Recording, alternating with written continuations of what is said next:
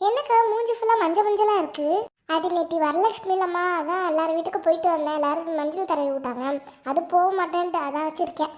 சரிக்கா, அடுத்த வாரம் நீங்க ஃப்ரீயா? ஏம்மா நான் ஃப்ரீ தான். உங்க பிள்ளைங்க ஃப்ரீயா இருக்குங்களா?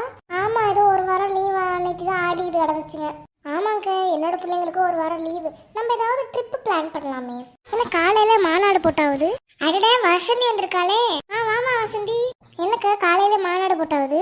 அது ஒன்றும் இல்லை, பசங்கள்லாம் ஃப்ரீயா இருந்தாங்க, அதான் நாங்கள் எல்லாரும் சேர்ந்து ட்ரிப் பிளான் பண்ணியிருக்கோம்.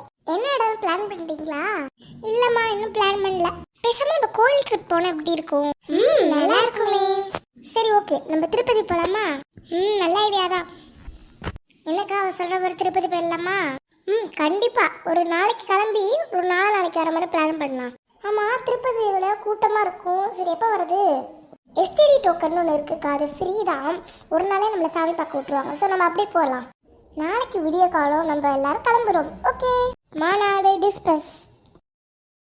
திருப்பதி போறது அடுத்த எபிசோட்ல காட்டுறோம்.